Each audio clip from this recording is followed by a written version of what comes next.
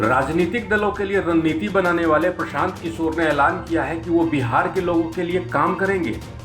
बिहार एक best state कैसे बने, इसके लिए वो कई योजनाएं लेकर आए हैं। गुरुवार को प्रेस कॉन्फ्रेंस में प्रशांत किशोर ने नई पार्टी की घोषणा नहीं की, लेकिन उन्होंने अपने इरादे जरूर जाहिर कर दिए।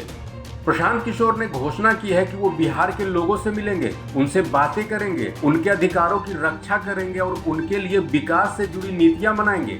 उन्होंने गांधी जयंती के अवसर पर 2 अक्टूबर से बिहार के पश्चिमी चंपारण स्थित गांधी आश्रम से 3000 किलोमीटर की पदयात्रा की घोषणा भी की है। सिर्फ मुद्दों को समझने के लिए कोई बिहार में आप मुझे एग्जाम्पल बता दीजिए पिछले 15-20 साल में जिसने इतना बड़ा प्रयास किया हो। मैं 3000 किलोमीटर पैदल चलने की बात कह रहा हूँ, लगातार 8 महीने 1 साल उनको समझने के लिए, लोगों को ये विश्वास दिलाने के लिए लोग क्या सोचते हैं, लोग क्या करना चाहते हैं और लोगों की आशाएं और अपेक्षाएं क्या हैं, उस चीज़ को समझने में मैं अगला 1 साल लगाना चाहता हूँ। मैं चुनाव से 6 महीने पहले आकर कोई पार्टी बनाकर चुनाव लड़ने की प्रक्रिया का हिस्सा अभी नहीं हूँ। बिहार के लिए समर्पित कर रहा हूँ। अब आगे मैं कांग्रेस के साथ काम करूं या किसी के साथ काम करूं, अगर 1 मिनट उसकी संभावना मान भी लें बहस के लिए, तो भी बिहार के प्रति जो कमिटमेंट है। प्रेस कॉन्फ्रेंस में प्रशांत किशोर ने कहा कि बिहार में स्वास्थ्य से लेकर शिक्षा तक की स्थिति बेहद खराब है। हालात ऐसे हैं कि बिहार विकास के कमोबेश सारे मानकों पर निचले पायदान पर है। इसकी गवाही भारत सरकार के आंकड़े देते हैं। लालू यादव और नीतीश कुमार के 30 साल के शासन में बिहार पिछड़ा राज्य है। बिहार को आगे बढ़ाने के लिए सबको साथ आना है। इसके लिए नई सोच और प्रयास की जरूरत है। इसी को ध्यान में रखकर 3000 किलोमीटर की पदयात्रा की जाएगी।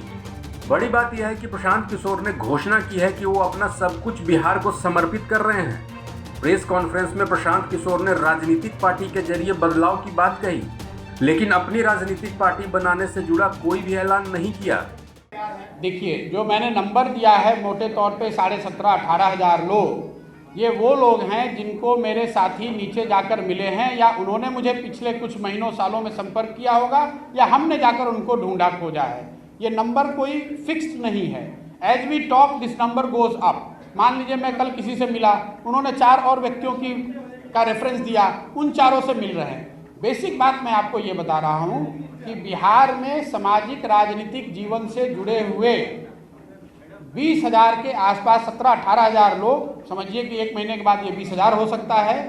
ऐसे लोग जिनको यहाँ, जो इस धरती से जुड़े हुए हैं, जिनको यहाँ के मुद्दों की समझ है, जो लोग यहाँ की समस्याओं का समाधान निकालने की काबिलियत रखते हैं और जिनमें जज्बा है कि कुछ किया जाए, ऐसे लोगों को चिन्हित किया है।